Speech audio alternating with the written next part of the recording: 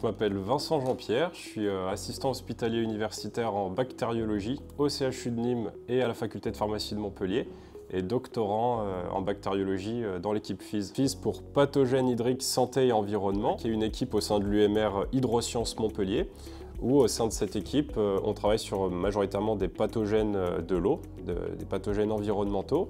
En étant doctorant dans cette équipe-là, certes, donc je suis évidemment encadré par ma directrice de thèse qui est là pour me guider tout au long de mon parcours, pour répondre à toutes mes questions.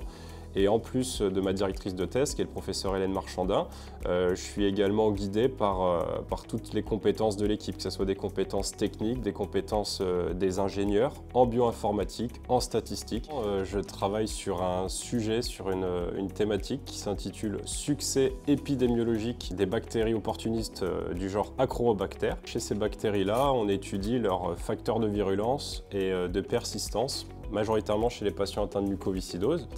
Et c'est l'espèce Xylose oxydans qui est principalement isolée en pathologie humaine.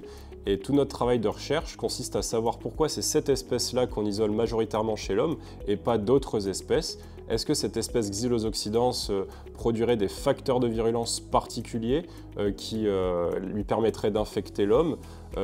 Est-ce qu'elle a une capacité à adhérer aux surfaces plus importantes que les autres espèces, une capacité à résister aux antibiotiques plus importante? Actuellement, dans mon sujet de recherche, j'ai besoin d'outils de bioinformatique, des compétences que je n'avais absolument pas à l'issue de mes études de pharmacie et même à l'issue de mon Master 2. Et dans l'équipe, on a la chance d'avoir un assistant ingénieur, Fabien Ojoula, qui au quotidien me transmet tout ce qu'il peut, toutes ses connaissances en bioinformatique. Ensuite, dans l'équipe, il y a notamment des techniciennes, il y a Isabelle, il y a Agnès également, qui nous aident vraiment au quotidien. Je suis Isabelle Zagnotti, j'ai débuté ma carrière ici au laboratoire de bactériologie en 1992. Mes missions dans l'équipe est d'encadrer tous les étudiants qui rentrent au laboratoire, que ce soit les doctorants, les Master 1, les Master 2. Je les accueille et je les forme sur tout ce qui est hygiène et sécurité. Je les initie aux techniques de bactériologie, de microbiologie. Je les oriente dans l'utilisation des appareils, en collaboration avec tous mes collègues de l'équipe de FIS, donc avec les autres techniciens. On encadre les doctorants sur leurs sujets de recherche.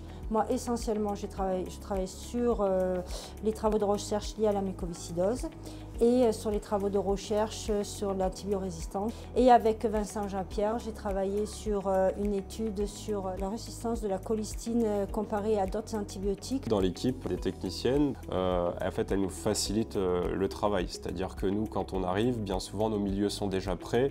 On n'a plus qu'à s'installer sous le poste de sécurité microbiologique et à faire nos manipulations. Donc, c'est tout un travail qui est prêt en amont et qui nous fait gagner un temps considérable. Au quotidien, au sein de cette équipe, on bénéficie des compétences, de l'expérience de toute l'équipe, que ce soit de l'équipe de techniciens, de l'équipe d'assistants ingénieurs ou d'ingénieurs, qui au quotidien nous renforcent et nous guident et nous aident dans notre travail. Et on n'est jamais seul au sein d'une équipe, c'est un travail commun et on arrive à faire de la recherche ensemble.